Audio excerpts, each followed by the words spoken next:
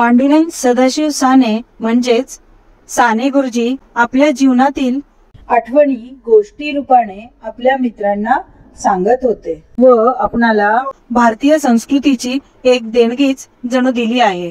आज आपण रात्र 12वी म्हणजेच प्रकरण 12वे श्यामचे पोहणे ऐकूया। कोकणामध्ये पावसाळ्यात विहिरी तुडुंब भरलेल्या असतात, हाताने सुद्धा पाणी घेता येते इतक्या भरतात। पावसाळ्यामध्ये पोहण्याची कोकणात मौजच असते। नवीन मुलांना या वेळेसच पोहण्यास शिकवितात। नवशिक्यांच्या कमरेला सुखड किंवा पिडले बांधतात व देतात त्याला विहिरीत ढकलून। विहिरीत पोहणारे असतातच। 6 पुरुष खोल पाणी असेल तरी तळाशी जाऊन खर घेऊन येणारे अट्टल पोहणारे असतात। पाण्यात नाना प्रकारच्या कोलांट्या उड्या मारणारेही असतात।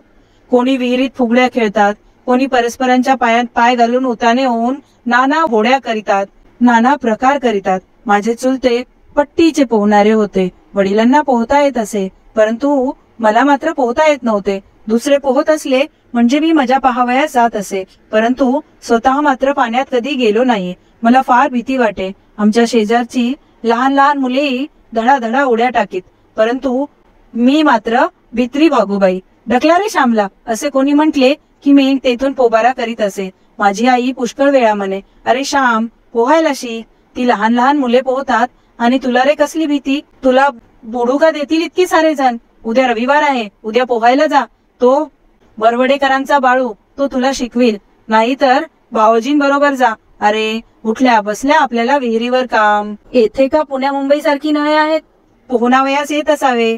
उसाताईंची वेणी व अंबी त्या सुद्धा शिकल्या पोहायला, तू बांगड्या तरी भर। पण बांगड्या भरणाऱ्या मुलींहूनही तू भित्रा, उद्या जा पोहायला। त्या बाबूकडे सुकडी आहे ठेवलेल्या, वाटले तर त्या बांध कमरेला, आणखी धोतर बांधून मर धरतील, उद्या जा हो। मी काहीच बोललो नाही। रविवार उजाडला, मी कुठेतरी लपून बसायचे ठरविले। आज आई पोहावयास पाठवल्याशिवाय राहणार नाही असे मी नक्कीच ओळखले होते। मी माळावर लपून बसलो। आईच्या प्रथम ते लक्षात आले नाही। साधारण 8 वाजायची वेळ असेल। शेजारचे वासू, भास्कर, बन्या, बापू हे आले। श्यामची आई, श्याम येणार आहे ना आज पोहायला? या पहा सुकडी आणल्या आहेत। बन्या म्हणाला, हो येणार आहे, परंतु कोठे आहे तो? मला वाटले की तुमच्याकडेच आहे। श्याम, अरे श्याम कोठे बाहेर गेला आहे की काय असे म्हणून आई मला शोधू लागली। मी वरून सारी बोलणी ऐकत होतो। मुले म्हणाली, तिकडे आमच्याकडे नाही पोहायला, कोठे लपून तर बसला नाही ना, आम्ही वर पाहू का श्यामची आई? मग आई म्हणाली, बघा रे वर असला तर, त्याला उंदीर घुशीसारखी लपण्याची सवयच आहे मुळी। त्या दिवशी असाच माझ्या खाली लपून बसला होता, पण वरती जरा जपून जा हो, तो तक्ता एकदम वर उचलतो, अलगद पाय ठेवून जा।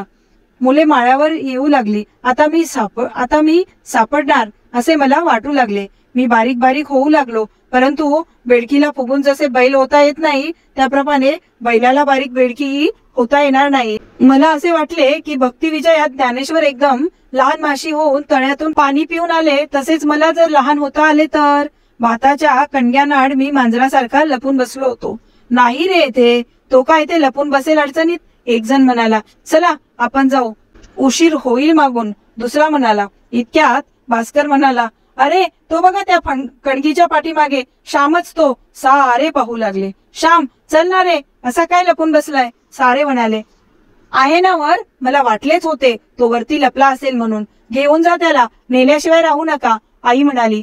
ती मुले जवळ येऊन मला ओढू लागली, परंतु किती झाले तरी ती परक्यांची मुले, ती जोर थोडीच करणार। ती हळूहळू ओढीत होती व मी सर्व जोर लावित होतो। श्यामची आई, तो काही येत नाही व हलतही नाही असे मुले म्हणाली। आईला राग आला। ती म्हणाली, बघू दे कसा येत नाही तो, कोठे आहे कार्टा, मीच येते, थांबा।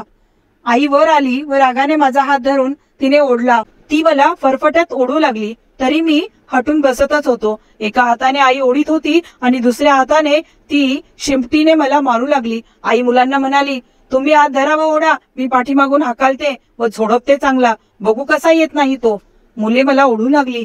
आई शिंपटीवर शिंपटी देऊ लागली। नको ग आई, नको मारू, आई आई मेलो, मी ओरडू लागलो। आई काही मरत नाही, उठ, तू उठून चालू लाग, आज मी सोडणार नाही तुला। पाण्यात चांगल्या 2-4 वेळा बुडवा रे याला, चांगले नाकात तोंडात पाणी जाऊ द्या। उठ, अजून उठत नाहीस, लाज नाही वाटत? भिकारड्या लपून बसलाय।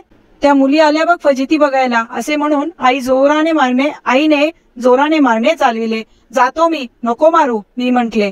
निघ तर, पुन्हा पळालास तर बघ घरात घेणार नाही, असे आई म्हणाली. श्याम, अरे मी सुद्धा उडी मारते.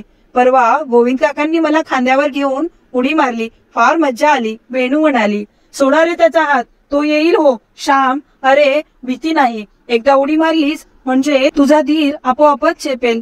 मग आम्ही नको म्हटले तरी तू आपण होऊन उड्या मारशील, रडू नकोस, बन्या म्हणाला.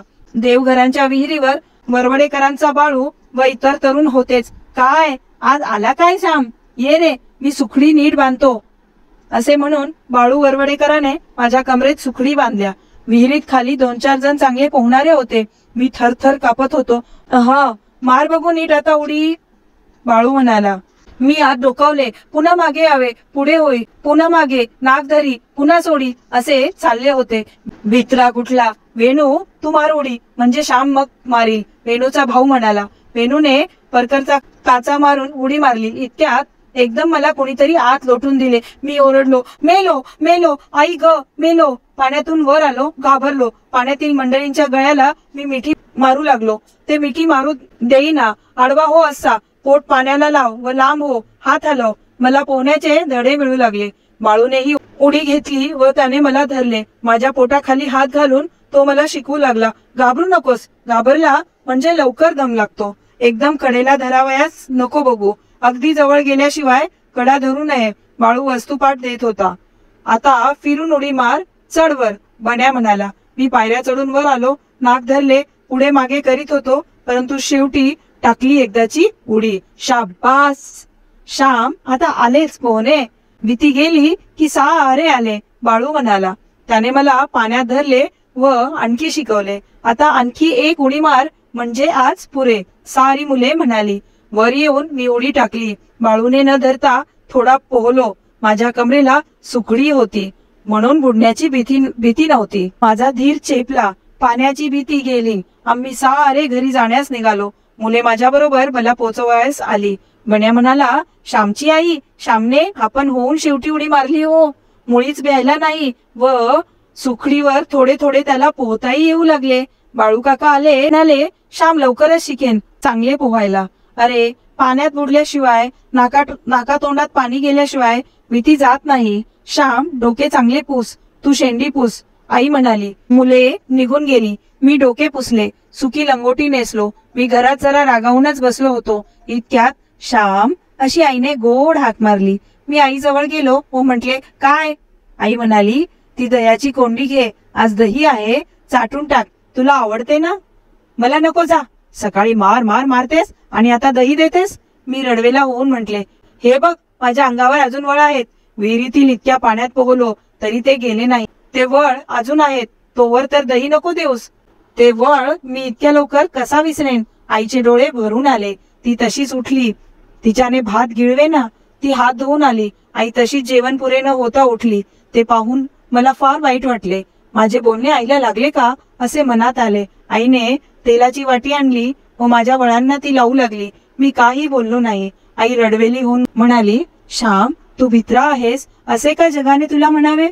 माझ्या श्यामला कोणी नावे ठेवू नये म्हणून मी त्याला मारले. श्याम, तुझ्या आईला तुमची मुले भित्री आहेत असे जर कोणी म्हटले तर ते तुला आवडेल का? ते तुला खपेल का? तुझ्या आईचा अपमान तुला सहन होईल का?